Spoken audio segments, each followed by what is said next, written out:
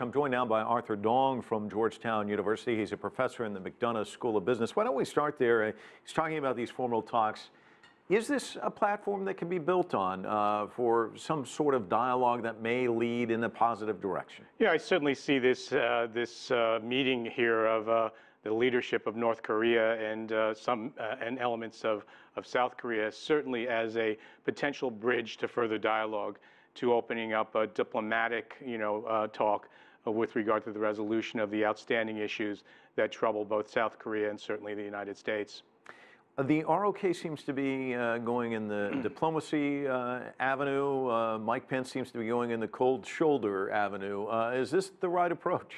Without a doubt, it was a although they had physical proximity sitting there in the stands, it was quite obvious in terms of the mental distance between Vice President Pence and the North Korean leadership. So that distance and that posturing certainly speaks loudly about where the two sides perhaps at this point stand.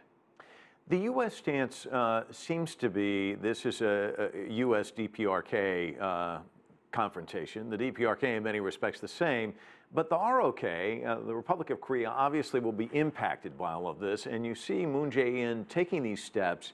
Should the United States be giving him more room and be more, I don't know, acquiescence to their efforts? It's very unusual to see this sort of duality being expressed right now, because on the one hand, South Korea is making very positive overtures to try to lay the foundations for further dialogue, yet at the same time, their major ally, the United States, seems to be offering a different sort of statement and maintaining this kind of distance.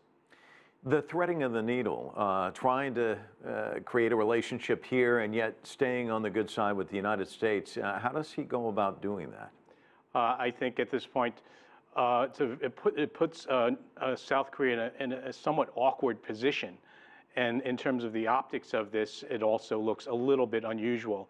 But I think given the level of hostility and the issues that still reside between the United States and North Korea, I think there's some serious issues that still require further and deep discussion.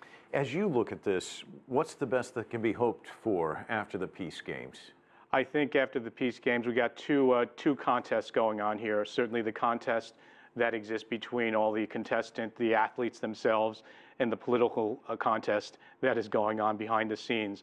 I think the best case scenario is that further dialogue and further willingness to talk would be the best case scenario that may lead to perhaps more diplomatic solutions to the issues at hand. All right, Arthur Dong, thanks so much for coming in. Really appreciate it. It's my pleasure.